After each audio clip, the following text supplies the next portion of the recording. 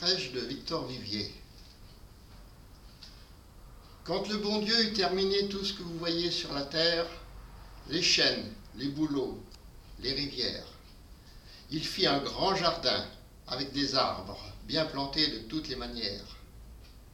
Mais, comme il n'avait personne pour l'entretenir, l'idée lui vint d'y mettre un jardinier. Il prit une poignée de boue, il souffla dessus, il la pétrit, il souffla dessus, et il en sortit quelque chose de bien. Il en sortit un homme qui ressemblait à vous comme à moi, donc quelque chose de bien. Il l'appela Adam. Adam, lui dit-il, tu vois bien tous les poiriers, cerisiers, groseilliers, prends-en, mange-en, mais entends-moi bien, je te défends bien de toucher aux pommes de pigeonnet qui sont là-bas dans le coin. Puis il repartit, il remonta parce qu'il habitait en dessus. Un jour, le bon Dieu vit bien que le jardinier s'ennuyait tout seul comme ça dans le paradis. L'idée lui vint de lui donner une divertisseuse. Adam s'était endormi sous un gros arbre. Le bon Dieu lui prit une côte, pas d'1,75 m comme homme, mais dans les plus longues. Il n'en vit rien, lui, Adam. Il n'était pas sensible sûrement, lui. Il souffle là-dessus, sur la côte. Il la pétrit, il souffle là-dessus, et il en sortit quelque chose de bien. Il en sortit une divertisseuse. Quelque chose de bien, vous savez. Il était content de son coup, le bon Dieu.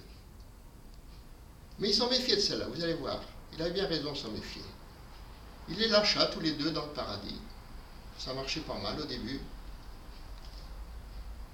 La divertisseuse se promenait un jour toute seule. Elle vit pas un gros serpent en train de secouer les pommes de pigeonnet à tour de bras. Pourtant, le bon Dieu lui avait dit, poirier, groseillier, cerisier, prends-en, mange-en. Mais je te défends bien de toucher à mes pommes de pigeonnet qui sont là-bas dans le coin. Elle t'est prévenue, il lui avait dit, comme à lui. Eh bien, elle vit pas le gros serpent en train de secouer les pommes. Elle lui dit comme ça avec son air de sainte nitouche. C'est défendu de manger les pommes, là. Moi, je mange que de celle-là, je me porte bien, dit le serpent. Elle en portait une à Adam. Il la goûta. Il la trouvait bonne, ma foi. Là. À peine qu'il l'eut goûté. On entendit dans le paradis un charivari comme 150 000 brouettes bout à bout. Ça faisait un raffut. Le bon Dieu mit le nez à la fenêtre. Il habitait en dessus, là. Là que ça a bardé. Il descendit. Il appelait Adam, Adam. C'est qu'il répondait pas, l'autre innocent. Là qu'il n'était pas content, le bon Dieu. Il le trouva. Adam était en train de s'habiller avec un faux col. C'est toi qui as goûté la pomme de pigeonnet? Non, oui.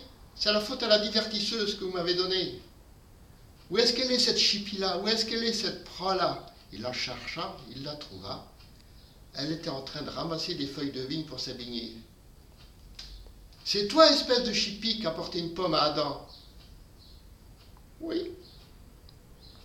Bien sûr, tu vas me dire que c'est la faute au serpent. Fallait pas l'écouter, c'est moi qui commande.